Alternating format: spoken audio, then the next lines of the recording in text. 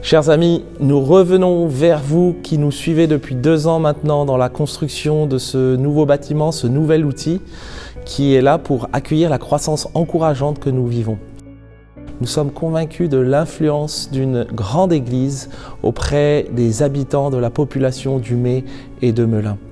Après 3 implantations durant les 30 dernières années, notre assemblée a décidé de grandir ensemble en accueillant un nouveau bâtiment qui nous permet justement d'accueillir la croissance que nous vivons. Le 14 janvier 2020, nous avons commencé les travaux, la construction de notre nouveau bâtiment.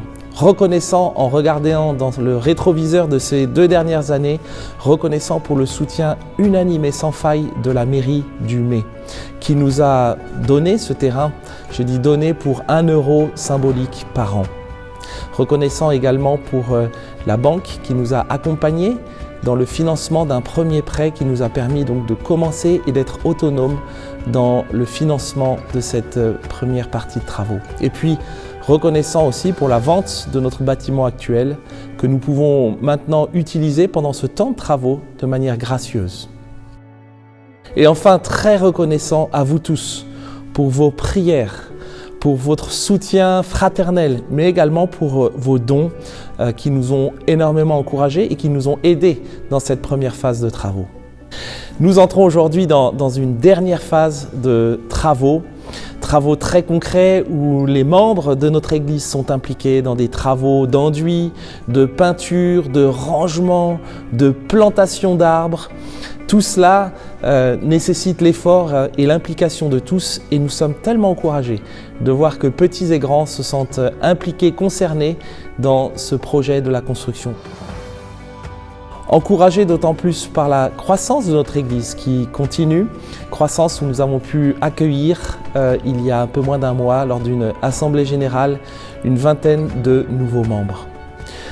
Ce n'est pas sans larmes, sans difficultés que nous avons vécu ces 2 dernières années, mais tellement reconnaissant de voir comment Dieu nous a accompagnés, tellement reconnaissant de constater que les promesses de Dieu demeurent vraies et éternelles. Alors quels sont les défis maintenant pour nous en 2023 ?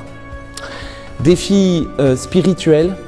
Nous continuons de demander à Dieu son assistance et son aide, que nous puissions de plus en plus compter sur lui, dépendre de lui dans cette belle aventure qu'est l'Église et la marche chrétienne.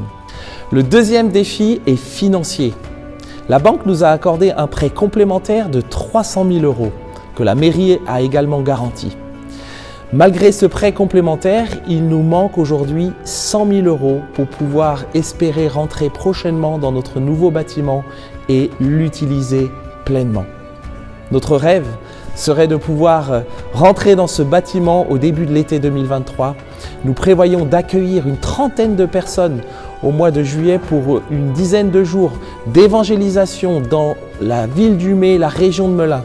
Nous voulons simplement dire aux habitants que nous les aimons, leur témoigner de l'amour de Jésus-Christ.